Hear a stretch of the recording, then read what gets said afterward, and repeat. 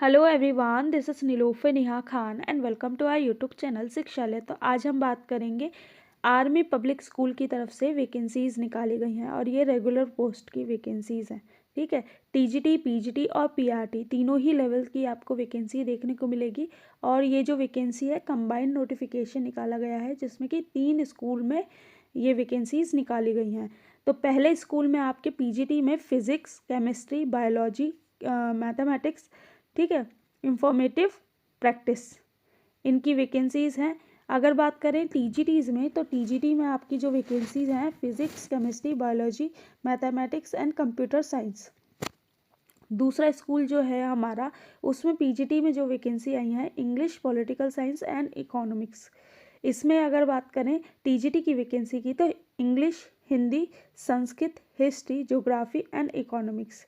ठीक है, ये हमारे दूसरे स्कूल की वैकेंसी है। इसके बाद अगर हम बात करें तीसरे स्कूल में, तो तीसरे स्कूल में जो वैकेंसी आपकी निकली है वो पीजीटी में फिजिकल एजुकेशन और पीआरटी में आपकी पीआरटी फिजिकल एजुकेशन और पीआरटी म्यूज़िक की वैकेंसी निकली है। अब मैं आपको इसकी ये बता देती हूँ कि इनका इंटरव्यू जो है वो आपका फिक्स हो चुका है।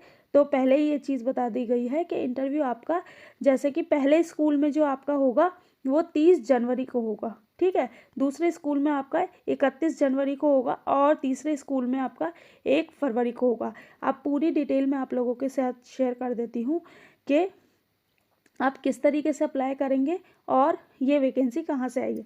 बात करें लास्ट डेट की, तो लास्ट डेट आपकी 22 जनवरी रहेगी। तो सफिशिएंट टाइम है आप लोगों के पास अप्लाई करने के लिए। अगर इंटरेस्टेड हैं तो ज़रूर अप्लाई करना, क्योंकि यहाँ पर आपको सैलरी भी अच्छी खासी देखने को मिलती है। बाकी जो पूरी डिटेल है मैं आप लोगों के साथ शेयर कर देती हूँ, क्या क्या डिटेल है। और आपकी कोई क्वेरीज हो तो आप कमेंट बॉक्स में कमेंट करना। सबसे पहले मैं बता देती हूँ ये जो वैकेंसी है ये कहाँ से आई है। ठीक है, तो ये जो वैकेंसी है ये आपकी बिहार से आई है। ठीक है, और बिहार में ये आपका दानापुर जगह से आई है। एक चीज़ मैं आप लोगों को बता दूं कि जैसे कि आपको पता है आर्मी पब्लिक स्कूल में इनका एक खुद का ही टेट टाइप में एग्ज़ाम होता है जिसका CSB, ठीक है, स्कोर कार्ड होता है, वो इशू होता है। ठीक है, उसके बिना भी आप अप्लाई कर सकते हैं। मतलब अगर आपके पास CSB स्कोर कार्ड या OST स्कोर कार्ड नहीं भी है ना, तो भी आप अप्लाई कर सकते हो। तो ये इस कंफ्यूजन में मत रहना कि हमारे पास तो ये स्कोर कार्ड है ही नहीं तो हम अप्लाई कर पाएँ या नहीं कर। ठीक है, अब मैं आपको बता देती हूँ कहाँ कहाँ से वैकेंसीज आई हैं। ठीक है, तो जो ये वैकेंसी है आपकी army public school Danapur cantt और army public school Ramgarh cantt और आर्मी पब्लिक स्कूल गया, ये तीनों यहाँ से वैकेंसीज आई हैं।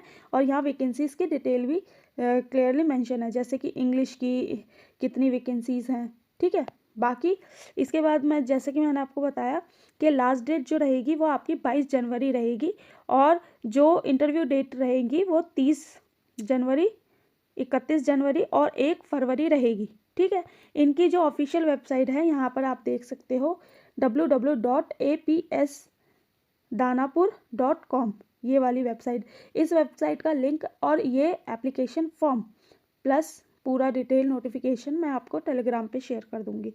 तो कोई भी अगर आपको डाउट होता है तो खुद अपने लेवल पे भी चेक कर सकते हैं। इसके बाद अगर हम बात करें एप्लीकेशन फॉर्म की, तो आप अप्लाई कैसे कर पाएंगे ये बता देती हूँ। तो अगर आप किसी भी, देखिए यहाँ पर एक चीज़ और मैं बता दूं कि आप किसी भी एक ही स्कूल में अप्लाई कर सकते हैं। ठीक है, ये याद रखिए, या तो आप दानापुर कैंट में अप्लाई करेंगे, ये रामगढ़ में या गया में। ठीक है, किसी भी एक में अप्लाई कर पाएंगे। और एक चीज़ और कि जो आप डिमांड ड्राफ्ट बनाएंगे 100 रुपीज़ का, वो उसी स्कूल के नाम पर बनाएंगे। ठीक है, इतनी चीज़ समझ आ गई होगी आपको। इसके बाद मैं आपको बता दूं कि जो भी आपकी इसेंशियल क्वालिफिकेशन है, ठीक है, उसकी सारी फोटोकॉपी प्लस सेल्फ असिस्ट करके, उसे सेल्फ असिस्ट का मतलब कि सिग्नेचर करके अपना जो इनका जिस भी स्कूल में आप अप्लाई करना चाहते हैं उसका प्रॉपर एड्रेस यहाँ दे रखा है। बाकी इनकी वेबसाइट पे भी आप सारी चीज़ें चेक कर सकते हैं। ठीक है, तो उनकी वेबसाइट पे जाकर प्रॉपर एड्रेस के अकॉर्डिंग आप डाक के थ्रू भी, और अगर वहाँ ही रहते हैं तो वहाँ पर भी जाकर खुद भी जाकर फॉर्म डाल सकते हैं। ठीक है, और लास्ट डेट जैसे मैंने आपको बता दी 22 जनवरी रहेगी।